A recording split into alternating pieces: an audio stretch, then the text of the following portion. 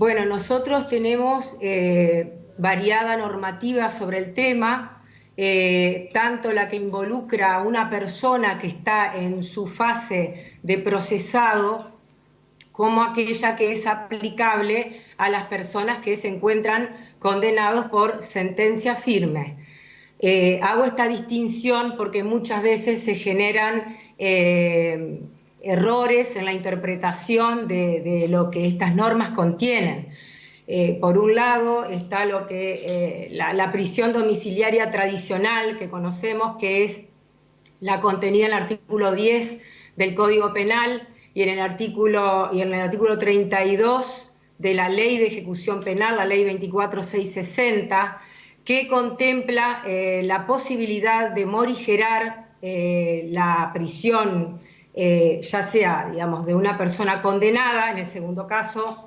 o también de una persona procesada, pero establece 6 supuestos específicos que están taxativamente enumerados en la ley, y son los casos de, por ejemplo, mujeres embarazadas, personas que han llegado a la edad de 70 años o más, personas mujeres con hijos menores de 5 años, en fin, personas que tengan algún familiar con una discapacidad y lo tengan a cargo y que luego, hayan tenido a cargo con anterioridad, digamos, a la prisión que están padeciendo, ya sea preventiva o ya sea en la modalidad de prisión como condena. Ahora bien, en cuanto a lo que regulan los códigos procesales de las distintas provincias, y en nuestra provincia de Entre Ríos tenemos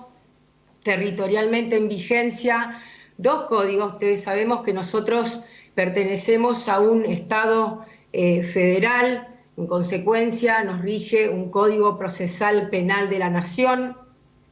y también en el territorio de Entre Ríos, por supuesto, contamos con nuestro Código Procesal Penal Provincial.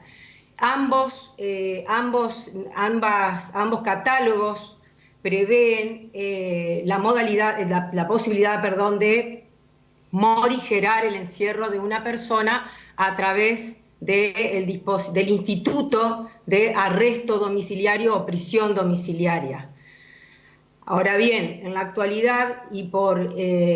irrupción, digamos, de esta emergencia sanitaria que estamos atravesando, que estamos transitando, a esta normativa que regularmente rige y a la cual los abogados y abogadas echamos mano,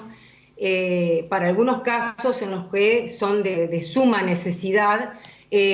también, bueno, se han emitido diferentes resoluciones e instrumentos de distintos organismos, tanto a nivel nacional como provincial, que han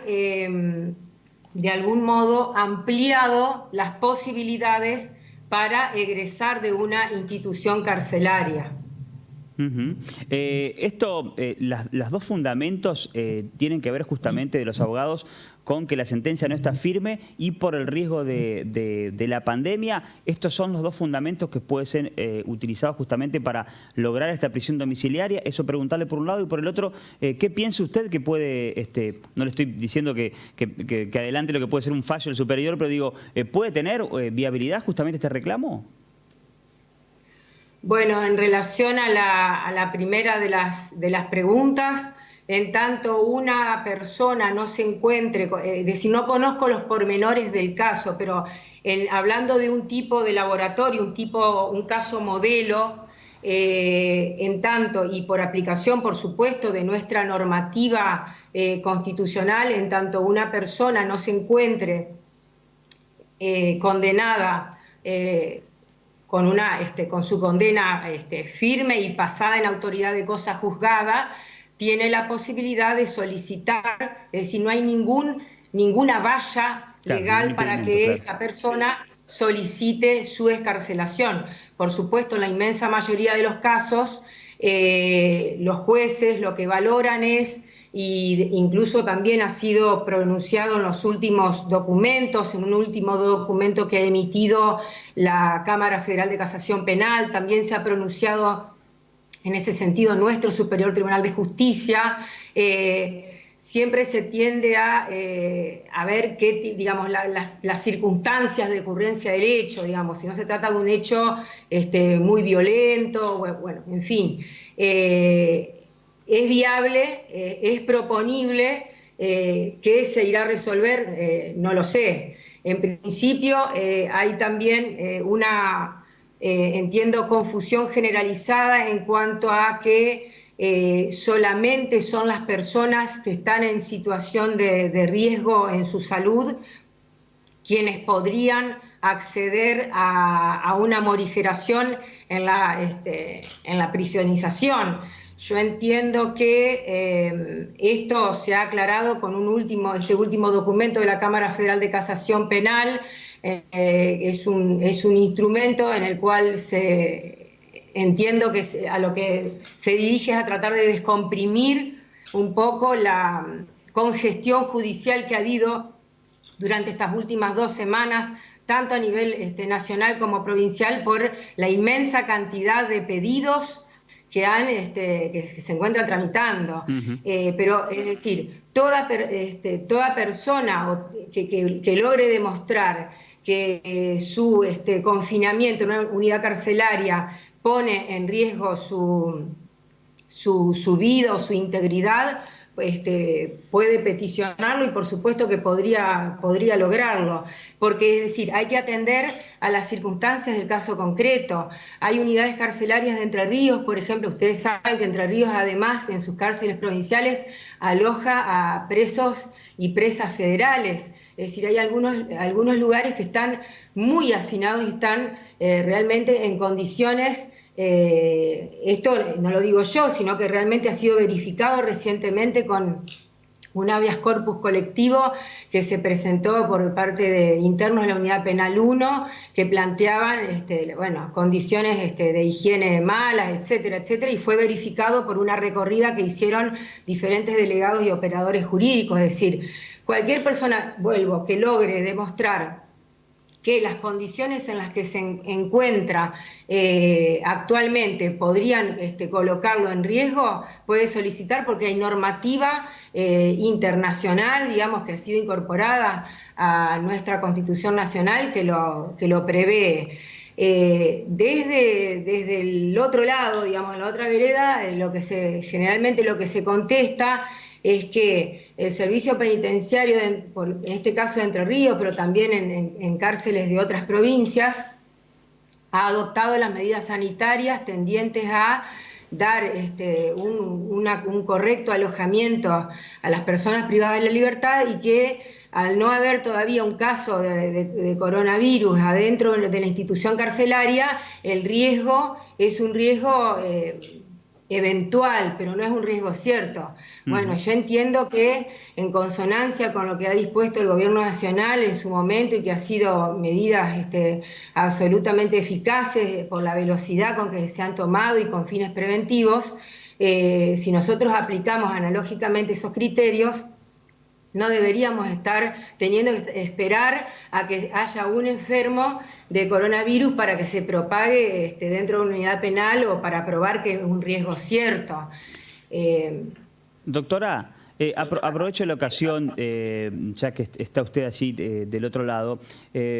para hacer una aclaración y para que usted lo explique justamente desde los términos jurídicos, porque existe mucha confusión en la opinión popular, que se expresa además en las redes sociales, sobre todo cuando hay un caso tan mediático como es el caso de Nair Galarza. ¿Cómo es la condena de prisión perpetua en la República Argentina? Porque estaba siempre el comentario que la perpetua no era tal porque con buen comportamiento podía salir antes, y en realidad, bueno, hubo una modificación en la cual la perpetua se cumple. ¿Lo puede explicar claramente usted para todos nuestros televidentes cómo es la prisión perpetua en la República Argentina?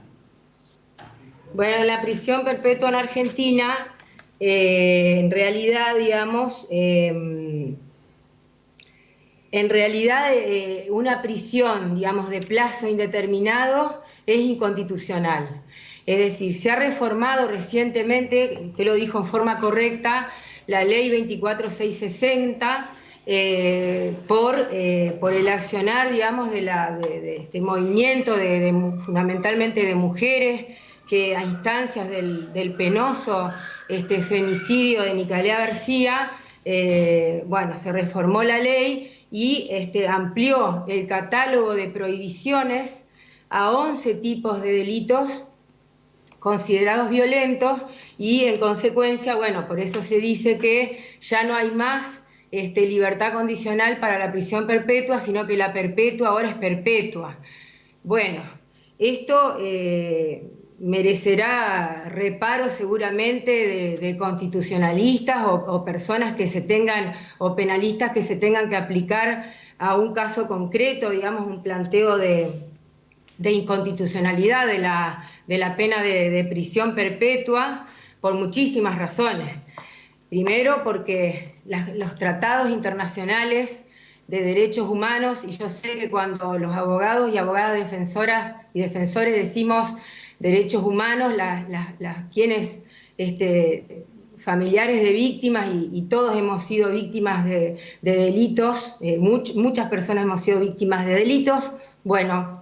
suena chocante de que la persona del delincuente se le trate de que tiene un derecho humano. Bueno, pero es la normativa vigente. Es decir, en primer lugar, vuelvo, la normativa internacional prohíbe las penas crueles, inhumanas y degradantes. En ese sentido, una pena de prisión perpetua sería una pena inhumana, cruel y degradante, no por lo que dice Corina Beisel, sino por lo que dicen los tratados internacionales de derechos humanos a los cuales Argentina ha suscrito, digamos, y ha incorporado también con rango constitucional. Segundo, porque no permitiría una pena de prisión perpetua conseguir uno de los fines que tiene la pena. Es decir, la pena se dice, lo digo básicamente, que tiene fines preventivos generales, es decir, como se dice en la jerga, sacar de circulación al delincuente o a quien ha cometido un delito, para no ser tan agresiva con el término, si bien en dogmática se lo menciona así generalmente, y fines preventivos especiales que son aquellos que tienen en miras resocializar, si bien es un término que está muy puesto en crisis por el juicio de los hechos, la resocialización, no cumpliría, digamos, los fines, estos segundos fines, por cuanto, ¿para qué resocializar a alguien que jamás egresaría a la unidad penal? Pero bueno, lo cierto es, redondeando, que en nuestro sistema constitucional argentino nosotros tenemos un control de constitucionalidad difuso. Significa que si tomamos como caso modelo o prototipo el caso de Nahir Galarza, sus abogados, en el caso de que su sentencia sorteara todas las instancias y llegara a una sentencia firme, deberían plantear el recurso de inconstitucionalidad para el caso concreto, que entiendo seguramente habrán dejado hecha la reserva. Claro, que además estamos hablando de una persona muy joven, en este caso como el de Nahir Galarza, ¿no? Por supuesto, pero bueno, redondeando la respuesta, en nuestra normativa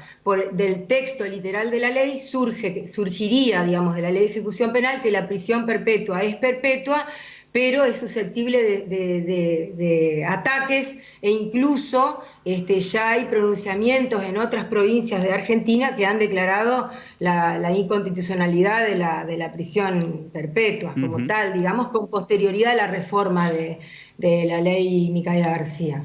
Doctora Beisel, muchísimas gracias por esta comunicación. Es un tema que seguramente traerá repercusiones, teniendo en cuenta, bueno, todo lo mediático que es el caso de Nahir Galarza, y también, obviamente, ¿no? Siempre respetando el dolor de la familia Pastorizo en este caso, ¿no? Muchas gracias, doctora. Siempre cuando se solicita un pedido, discúlpame, sí, por favor. Siempre cuando se cursa un pedido se le corre traslado a las víctimas, porque eso es derecho, es ley vigente entre nosotros, nuestro medio, y ellos tienen la posibilidad de oponerse a la concesión de lo que se pide. Perfecto. Es el derecho de las víctimas a ser oído dentro de un proceso penal.